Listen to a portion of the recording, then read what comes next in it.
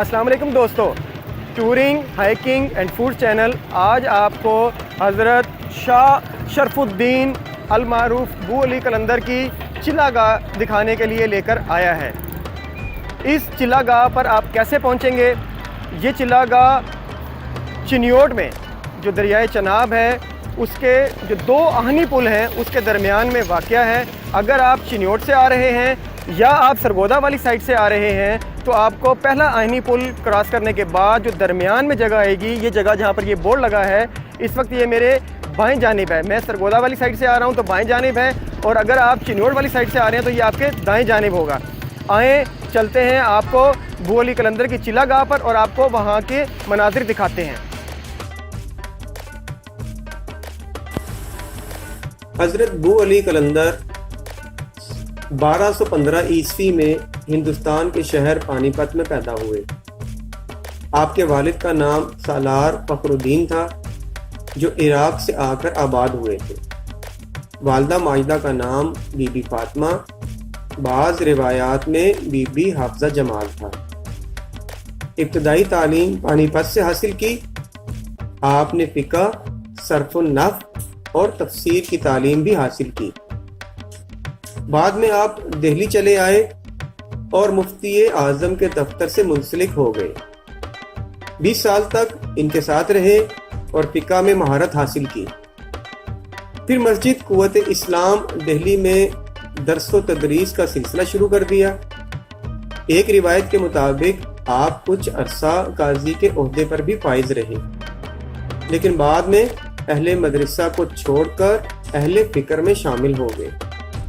اپنی کتابیں دریا برد کر کے قلندر بن گئے اور مست الست ہو گئے۔ آپ نے نفس کشی کے لیے بہت سخت ریاضتیں کی۔ آپ نے 7 سال دریائے جمنا میں چلا کشی کی۔ یہاں جمنا ہی کے کنارے آپ کی ملاقات حضرت نظام الدین اولیاء سے ہوئی۔ آپ نے بیعت کی۔ اس کے علاوہ آپ نے حضرت خواجہ قطب الدین بختیار کاکی سے بھی بیعت کی۔ آپ نے مختلف شہروں میں سیاحت کی اور سکون قلبی کے لیے چلا کشی کی۔ اسی سلسلہ میں آپ چنیوٹ تشریف لائے اور دریائے چناب میں 12 سال تک اور بعض روایات میں 7 سال تک، جہاں اب چلا گاہ ہے، وہاں چلا کشی کی۔ آپ کی بیشتر عمر استغراق اور جذب کی کیفیت میں گزری۔ آپ جنگلوں اور ویرانوں میں تنہا نکل جاتے۔ آپ کی وفات بھی سن 1292 عیسوی میں کرنال کے جنگل میں ہوئی۔ 3 دن تک کسی کو معلوم نہ ہوا۔ تیسرے دن چند لکڑہاروں نے نعش دیکھی اور کفن دے کر آپ کو کرنال میں دفن کر دیا۔ جب پانی پت میں آپ کے مریدوں کو خبر ہوئی تو انہوں نے کرنال سے آپ کی میت نکال کر پانی پت میں دفن کیا۔ اس طرح آپ کے 2 مزار ہیں، ایک کرنال میں اور دوسرا پانی پت میں۔ آئیں اب آپ کو لے کر چلتے ہیں چلا گاہ کی طرف۔ سن 1980 عیسوی سے پہلے یہ چلا گاہ دریا کے بیچ میں ایک پہاڑی پر ایک چھوٹے سے حجرہ پر مشتمل تھی۔ اس کے بعد نئی تعمیر فیصل آباد کے ایک بزرگ بابا قائم سائی نے شروع کروائی۔ اب یہ چلا گاہ ایک مسجد، چلا گاہ کے گرد ایک چوکور کمرہ اور لنگر خانہ پر مشتمل ہے، جبکہ ایک مدرسہ بھی شروع کیا جا رہا ہے۔ یہ سارا رقبہ 3 ایکڑ پر محیط ہے۔ یہ رقبہ دریا میں پتھر، مٹی اور ریت ڈال کر 10 سے 15 فٹ بلند کیا گیا ہے، جس پر زر کثیر خرچ ہوا ہے۔ چلا گاہ کا داخلی دروازہ بہت خوبصورت مغل طرز کا 2 منزلہ بنا ہوا ہے۔ اس میں داخل ہوں تو درمیان میں بڑا صحن چھوڑ کر اطراف میں زائرین کے آرام کے لیے برآمدے بنائے گئے ہیں۔ ان برآمدوں کی دیواروں اور چھتوں پر سفید اور رنگدار ٹائل سے بہت نفیس اور خوبصورت ڈیزائن بنائے گئے ہیں۔ یہ ٹائل ورک دیکھنے سے تعلق رکھتا ہے۔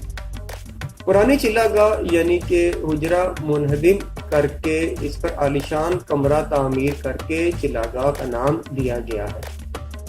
اس کمرہ کی چاروں دیواروں میں संग मरमर की बारीक खूबसूरत जालियां नस्ब की गई हैं। छत पर बहुत कीमती और आला किस्म का फानूस लगाया गया है। इस संग मरमर के कमरे के ऊपर एक हाल नुमा कमरा ज़ायरीन के बैठने और जिक्र अस्कार के लिए बना हुआ है। इस हॉल के दरो दीवार पर सफ़ेद रंग की टाइल्स लगी हुई हैं और दीवारों पर हजरत अबू अली कलंदर और दूसरे सूफिया के अशार टाइल के टुकड़े काट कर लिखे गए हैं, जबकि छत को सब्ज रंग की टाइल से मुज़य्यन किया गया है और मुख्तलिफ रंगों की टाइलों को काट कर छत पर बॉर्डर की सूरत में खूबसूरत नक्शो निगार बने हुए हैं, जो देखने वालों को दम बखुद कर देते हैं और देखने वालों की जुबान इन मुशाक हाथों की पोशाकी की तारीफ में हिलने लगती है। चिल्लागाह की बैरूनी दीवार जो सहन में है, इस पर बहुत नफीस चतराई का काम किया गया है और बहुत खूबसूरत खताती में चिल्लागाह हजरत अबू अली कलंदर लिखा हुआ है। इस चिल्लागाह से मुतालिक आपको आखिरी बात और बताते चलें कि इस चिल्लागाह का सारा इंतज़ाम अंजुमन बाबा कायम साईं चिन्योट करती है, जो एक रजिस्टर्ड इदारा है। यहाँ पर हर साल 18 से 22 रबीउल अव्वल को उर्स मनाया जाता है, जबकि पानीपत और करनाल में आपका उर्स 9 से 13 रमज़ानुल मुबारक को मनाया जाता है।